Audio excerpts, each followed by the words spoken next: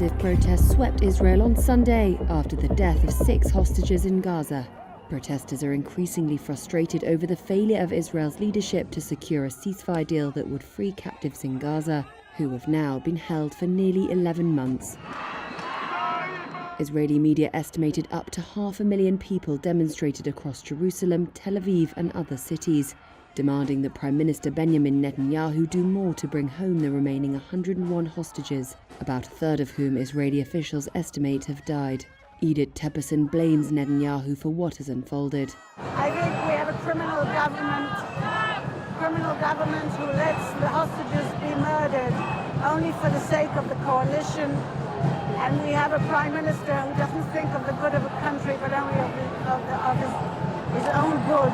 In Tel Aviv, police officers clashed with demonstrators as they urged them to stop blocking traffic. In Jerusalem, protesters blocked streets and demonstrated outside of Netanyahu's house. It was only earlier the same day that the Israeli military announced the recovery of the hostages' bodies.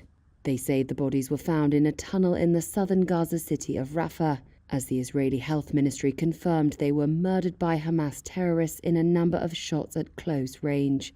By the end of Sunday, Labour leaders called for a one-day general strike on Monday.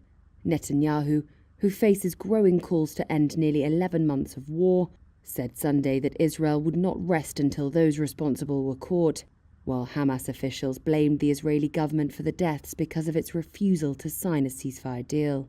Families of the deceased hostages criticised the government for delays in negotiations, while US President Joe Biden expressed his anger and vowed accountability for Hamas. Negotiations mediated by the US, Qatar and Egypt have not yet succeeded despite ongoing efforts. Meanwhile, Israel and Hamas agreed to pause fighting in areas of Gaza while a polio vaccination campaign begins after a baby last month was partially paralysed by the virus, the first case in the territory in 25 years. Israel's assault on Gaza began after Hamas and other militants killed about 1,200 people and took about 250 hostages in attacks on Israel on October the 7th, according to Israeli tallies. Since then, Israel's offensive has leveled much of the enclave of 2.3 million people, and the Gaza Health Ministry says at least 40,000 Palestinians have been killed. Displaced people are living in dire conditions with inadequate shelter and a hunger crisis. A temporary accommodation center in the Moscow region of Russia has become a sanctuary for children evacuated from Kursk. Many of them were whisked from their homes in the wake of attacks by Ukrainian armed forces. Deputy Director Elena Zubkova oversees the center, which hosts 126 children. She says the children show signs of their traumatic experiences. For example, if the flash or siren of a fire alarm went off, the children would ask if there were air raids or drones flying towards them.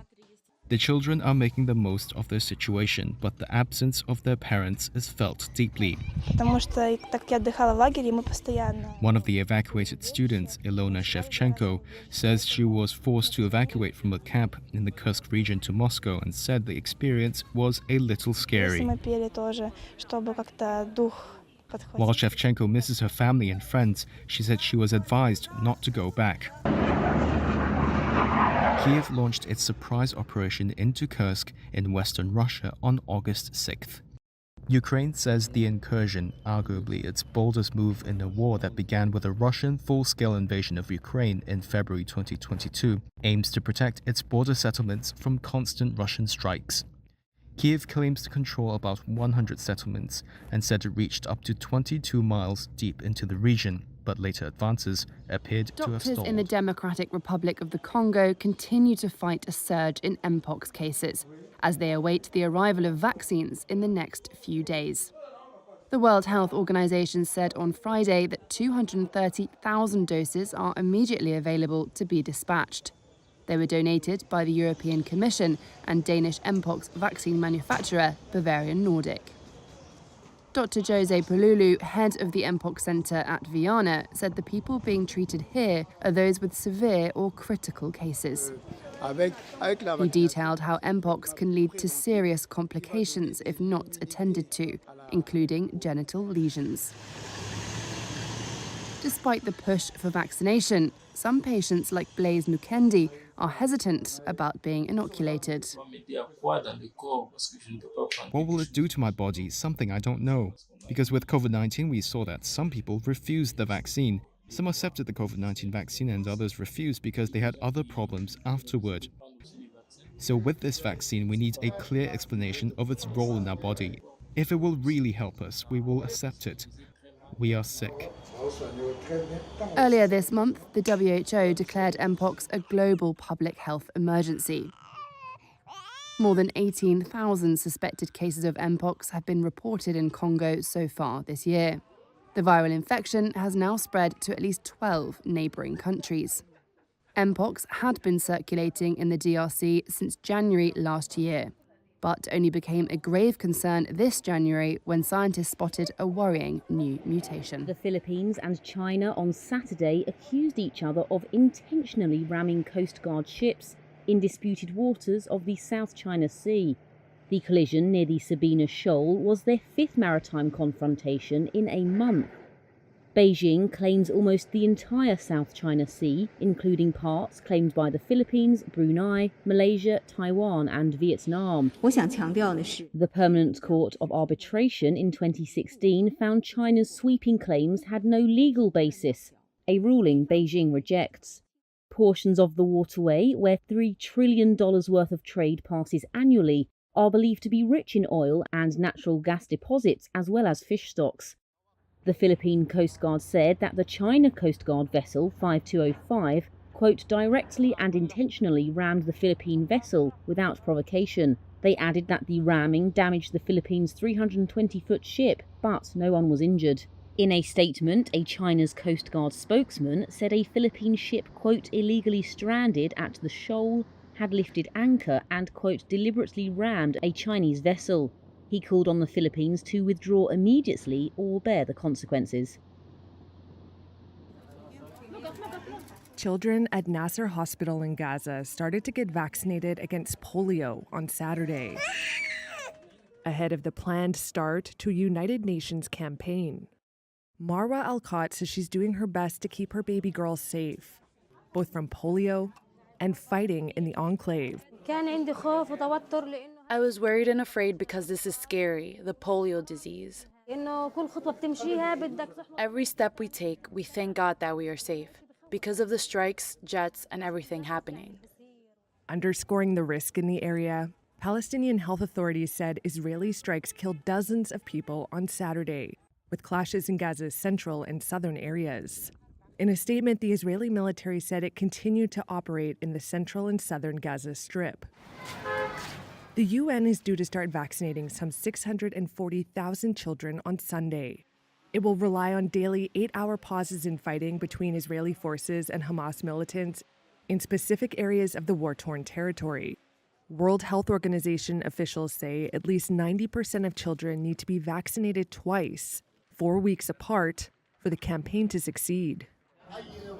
Gaza's Deputy Health Minister Youssef Abu al-Rish said teams would try to get to as many areas as possible, but added the daily pauses may not be enough to guarantee enough children are reached. We call for a real ceasefire so that this campaign can really succeed, he said. The vaccination push comes after confirmation that a baby was partially paralyzed by the type 2 polio virus, the first case in the territory in 25 years. But the effort faces huge challenges in Gaza. The enclave has largely been destroyed by nearly 11 months of war. Nearly the entire Gaza population of 2.3 million has been displaced, and there is a hunger crisis. The conflict was triggered on October 7th when Hamas fighters attacked Israel, killing 1,200 people and taking about 250 hostages, according to Israeli tallies. Israel's subsequent assault on the Hamas-governed territory has killed more than 40,600 Palestinians, according to the local health ministry. Norway's Princess Martha Louise tied the knot on Saturday to her longtime partner, Derek Verrett, a self-styled spiritual guru from California. Yeah, it was amazing. The whole thing. It was fantastic. What would you like to say about your wife, your beautiful wife, to the credit? I think she's the most amazing woman and the most gorgeous woman, and I'm so glad I made my vows to her. The wedding marked the culmination of 3 days of festivities to honor the pair. Scandinavian royalty, influencers, and celebrities all took part. But some critics have said that the event has been too commercialized. Marta Louise stepped down from official royal duties in 2022 to pursue her own business ventures more freely. She said the couple would not use her royal title commercially, but the pair has faced criticism from the palace and members of parliament for linking commercial activities to her royal status. A few months ago at a liquor company media event, the pair introduced a pink gin for their wedding with their names and a monogram. This week, Norwegian health authorities ruled that the marketing was inappropriate. The couple's ceremony was only open to media sponsoring the event. It was not broadcast on TV, unlike her first marriage in 2002 that ended in 2017. It's not the first time Marta Louise has stirred controversy. In 2007, she announced she was a clairvoyant and had started a school to help people by teaching them how to talk to angels. As for Verrett, he becomes part of the extended royal family, but not the core royal house of Norway. That means he will not become a prince.